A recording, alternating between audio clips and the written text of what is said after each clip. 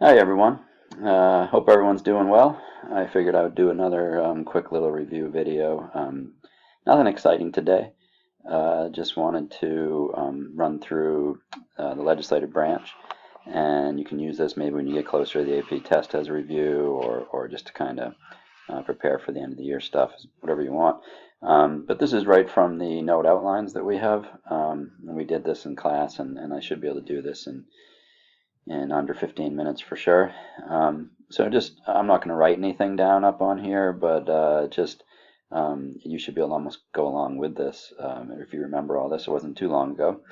Remember qualifications for the House and Senate, we just went over age especially, and so House members have to be 25 years old and Senate members 30.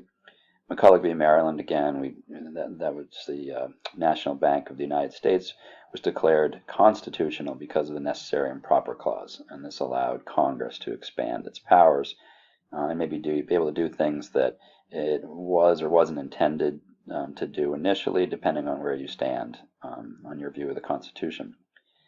Remember, incumbents almost always win. I posted a discussion question on Google Classroom if you're interested in giving your 2 cents. They generally win in the House at roughly 90% in the last 30, 40 years, and over 80% in the Senate. And these are some of the advantages they have. They're more likely to have more money and already have some money when they start their race for re-election. Political action committees are more likely to support them. Remember, franking privilege was free mail, not supposed to be for campaign purposes, but free mail that they can send to their constituents to inform them on what they've been doing while in Congress.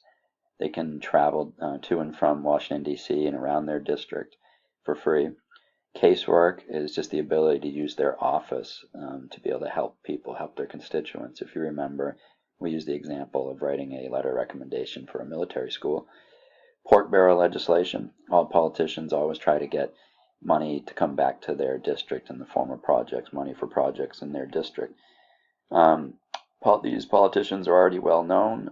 In order to pass bills, they sometimes make deals with other politicians so that they can trade votes and they can help get each other's bills passed, and that's called log rolling.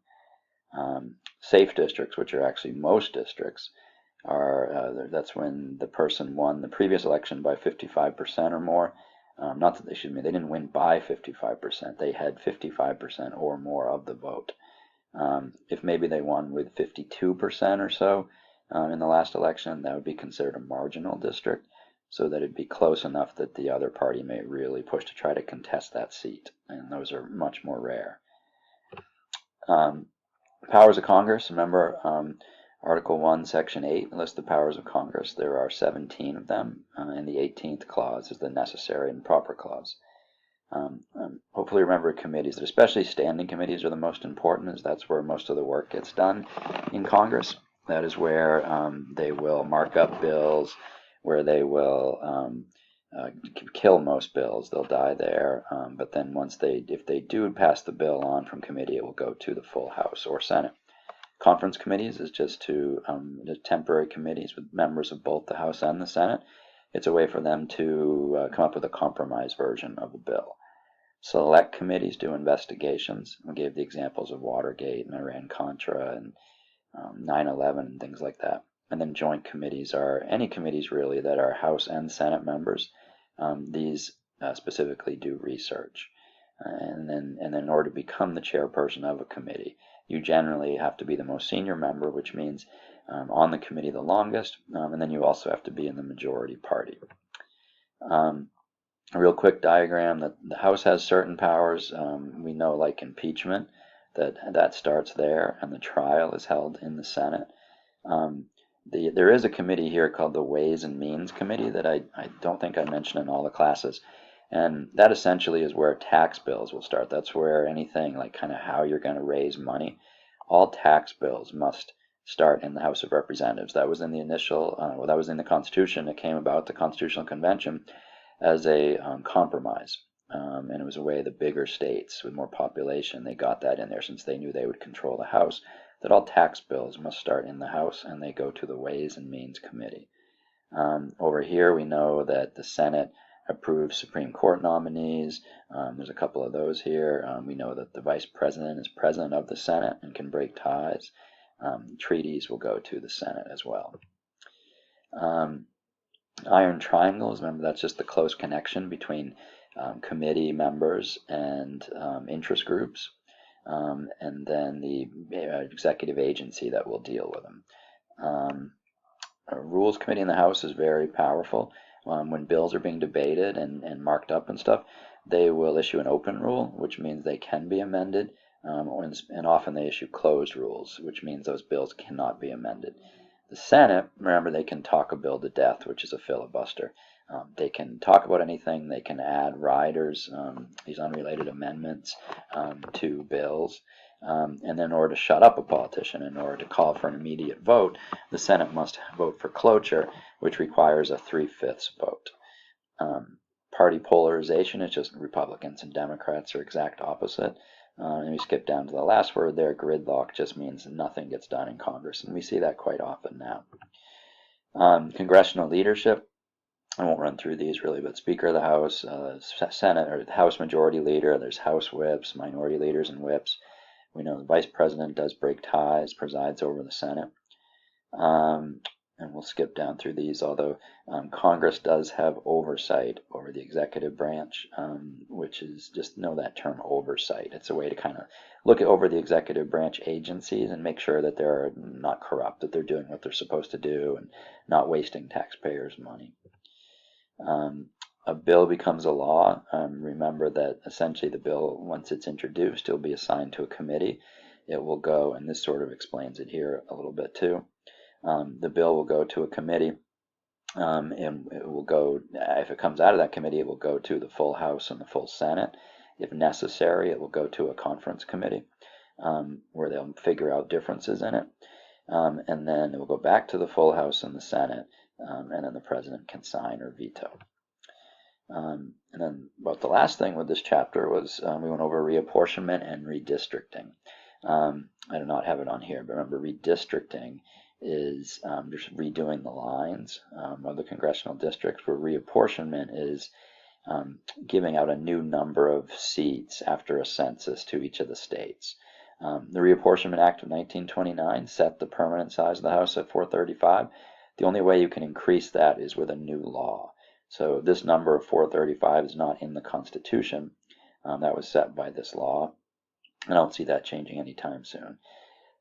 It's a little more than this now. This is a little outdated number, so it's well over 600, probably closer to 700,000 each seat represents in the U.S. We know there are 435 congressional districts. Whichever party controls the state legislature, it's really important because they will carve up the districts. And remember, when they do that, they will do it in a gerrymandering fashion, often, always, where they will try to carve the districts up to benefit their party. Cracking and packing, remember that's the way we drew those little diagrams, that cracking is when you try to break up sort of the opponent's supporters so they don't have much influence. And when you pack them together, you try to put them all in one district so that they will have minimal impact on for future elections. The Supreme Court has placed these limits on gerrymandering and redistricting and how you do it. Remember, equal population each district comes from that court case way down there, that court case Baker v. Carr. Baker v. Carr said 1 man, 1 vote out of Tennessee. We know the line, hopefully remember all this. The lines have to be connected. You cannot intentionally dilute minority voting strength or really try to help them. That can't be your sole purpose. Districts must be compact, etc. And then obviously there's another one now that's going through this courts. It's a bigger issue, and that is, can you cut up districts and gerrymander for political reasons, which you've always been able to. And the court has been dealing with that issue for the last couple of years. And so we showed you some of these districts. Remember, that was the 12th district of North Carolina, the one that was really, really messed up for many years. And then we also in class talked about this one that was declared unconstitutional, this 11th district, which was designed solely to help minorities elect a representative, and that was declared unconstitutional as well. And then finally we talked about Texas districts. Texas right here did packing, where they packed one group of people into this district along the border. And then down here they cracked it, where they made these longer districts like this to try to spread out groups of voters to, again, make it so they could not choose the representative from their district. They minimized the impact that they could have on the election for the district. Anyway, I know that's not the most exciting presentation of all time, but I just wanted to again touch base with you all and just have this opportunity here just to go over some of the legislative branch stuff. Hopefully, when we make our presentations in the future here, and we make them a little more interactive, we do some Google Meets or something. But for right now, I just figured I would get some of this down so that if you wanted to have it, so that you could go through some of the chapters that we've been over and just kind of refresh everything and maybe start reviewing for the AP test, you would have it. Anyway, hope everyone's doing okay, and have a great afternoon.